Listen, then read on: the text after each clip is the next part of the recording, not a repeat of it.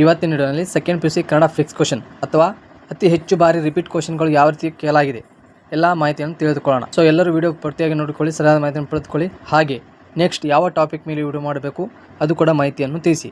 So time waste ಮಾಡದೆ ಪ್ರಾರಂಭಿಸೋಣ. ಬಹಳಷ್ಟು ವಿದ್ಯಾರ್ಥಿಗಳಿಗೆ ಸಮಸ್ಯೆ ಏನು ಗೊತ್ತಾ, ಸಂಪೂರ್ಣ ಪಠ್ಯ ಪುಸ್ತಕ ಓದಲು ಸಮಯ ಸಿಗುವುದಿಲ್ಲ, ಯಾವ ಪ್ರಶ್ನೆಗಳು ಇಂಪಾರ್ಟೆಂಟ್ ಅಂತ ಗೊತ್ತಾಗುವುದಿಲ್ಲ, ಕೊನೆಯ ಸಮಯದಲ್ಲಿ ಟೆನ್ಷನ್ ಆಗುತ್ತೆ, ಗ್ರಾಮರ್ ಭಾಗದಲ್ಲಿ ಕನ್ಫ್ಯೂಸ್ ಆಗುತ್ತೆ, ಇದರಿಂದ ಮಾರ್ಕ್ಸ್ ಕಡಿಮೆ ಬರುತ್ತದೆ.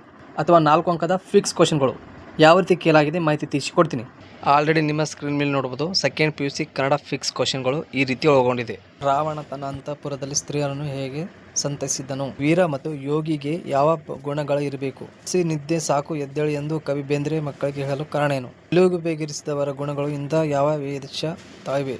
ಡಾಕ್ಟರ್ ಚಂದ್ರ ಬಸಲಿಂಗನಿಗೆ ಡಾಕ್ಟರ್ ತಿಮ್ಮಪ್ಪನವರ ಬಗ್ಗೆ ನೀಡಿದ ಅಭಿಪ್ರಾಯವೇನು? ಇದು ಕೂಡ ಇಂಪಾರ್ಟೆಂಟ್ ಆಗಿರುತ್ತದೆ. ತ್ರಿಭಾಷಾ ಸೂತ್ರದ ಬಳಕೆ ಹೇಗಿರಬೇಕು? ಆ ಮೇಷ್ಟ್ರು ಹೇಳಿದ ಯಶಸ್ವಿನ ಪಂಚಾಕ್ಷರಿ ಮಂತ್ರ ಯಾವುದು? ಹಳ್ಳಿಯ ಚಹಾದ ಅಂಗಡಿಗಳು ಎಂದರೆ ಹೇಗಿರುತ್ತದೆ? ಆನೆ ಸಾಕುವುದರ ಬಗ್ಗೆ ಜನರ ನಂಬಿಕೆ ಏನಾಗಿತ್ತು? ಜಬ್ಬಾರ್ ನಿರೂಪಕರಿಗೆ ಅಂಚೆ ವಿಲಾರಿ ಬಗ್ಗೆ ಅಸಡೆಯಿಂದ ಏನು ಹೇಳಿದ? ಹುಚ್ಚು ನಾಯಿಗಳು ಆಸ್ಪತ್ರೆಯಲ್ಲಿ ಹೇಗೆ ವರ್ತಿಸುತ್ತೆ ಎಂದು ಪುಟ್ಟಯ್ಯ ಹೇಳಿದನು. ಅರಣ್ಯ ಇಲಾಖೆಯವರು ನಾಗರಾಜನ ಕುರಿತು ಏನೇನು ಜಾಹೀರಾತು ನೀಡಿದರು? ರಾವಣನು ಅಂತಿಮವಾಗಿ ಯಾವ ನಿರ್ಧಾರಕ್ಕೆ ಬರುತ್ತಾನೆ? ಅನ ಮತ್ತು ಸುತನ ವಿಷಯದಲ್ಲಿ ಸೋಮನಾಥನ ಅಭಿಪ್ರಾಯನು? ಬೆಳಕು ಬೇಟೆಗಾರ ಬರುವ ಬಗ್ಗೆ ಹೇಗೆ? ಜೀಸಸ್ ಎಲ್ಲಿ ಶಿಲುಬೆಗೇರಿದ್ದಾನೆ? ಸೂತಕವನ್ನು ಪರಿಹರಿಸಲು ಸಿದ್ಲಿಂಗಿ ಏನು ಮಾಡಿದಳು? ತ್ರಿಭಾಷಾ ಸೂತ್ರದ ಬಳಕೆ ಹೇಗಿರಬೇಕು? ಕಲಾಂ ಅವರ ದೃಷ್ಟಿಯಲ್ಲಿ ಕನಸುಗಳು ಏನಾಗುತ್ತವೆ? ಪಟ್ಟಣದ ಹೋಟೆಲ್ನಿನ ಕಟ್ಟಡ ಹೇಗಿದೆ? ಕೃಷ್ಣಗೌಡರ ಆನೆ ಹುಟ್ಟಿ ಬೆಳೆದ ಬಗ್ಗೆ ಹೇಗೆ? ಕಾಡಾನೆಗಳ ಹಾವಳಿ ಪ್ರಕಾಶ ನೀಡಿದ ಕಾರಣಗಳೇನು? ತನ್ನ ಕೆಲಸ ಅತ್ಯಂತ ಅಪಾಯಕರೆಂದು ದುರ್ಗಪ್ಪ ಹೇಗೆ ಹೇಳಿದನು? ನಾಯಿ ಕಚ್ಚಿದಲ್ಲಿ ಎಂದಾಗ ಜಬ್ಬಾರ್ ಇರುಸು ಮುರುಸಿನಿಂದ ಏನೇನು ಹೇಳಿದನು?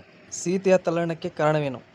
ರಾಜರ ಮತ್ತು ಮಂತ್ರಿಗಳಿಗೆ ಯಾವ ಅರ್ಹತೆಗಳಿರಬೇಕೆಂದು ಕವಿ ಹೇಳಿದ್ದಾನೆ? ಕವಿ ಬೇಂದ್ರೆಯವರು ಹೇಳಿರುವಂತೆ ಮುಪ್ಪು ಮತ್ತು ಹರಿಯದ ನಡುವಿನ ವ್ಯತ್ಯಾಸವೇನು? ಶಿಲುಬೆಗೇರಿಸಿದವರ ಗುಣಗಳು ಇಂದ ಯಾವ ವೇಷ ತಾಳಿವೆ? ಬಸಲಿಂಗನ ಹೆಂಡತಿ ಸಿದ್ಲಿಂಗ್ ಏನೇನು ಹೇಳುತ್ತಲೇ ಇದ್ದಳು? ಹಾಮಾನಾಯಕರಲ್ಲಿ ಕನ್ನಡ ಪ್ರತಿ ಸೃಷ್ಟಿಸಿದ ಹೇಗೆ? ಕಲಾಂ ಅವರ ಬಂಡೆಗಳ ಬಸಿರಲ್ಲಿ ಕಂಡಿದ್ದೇನು? ರೋಗಿಗಳ ಹಾಗೂ ಪತ್ತೆ ಮಾಡುವುದರ ಜಿದ್ದು ಎಂಥದ್ದು? ಸೊರಗಿದ್ದ ಆನೆಯನ್ನು ಕೃಷ್ಣಗೌಡ ಹೇಗೆ ಸಾಕಿದ? ಫಾರೆಸ್ಟ್ ಡಿಪಾರ್ಟ್ಮೆಂಟಿನ ನಂಬರ್ N ಎನಿಮಿಗಳು ಯಾರು?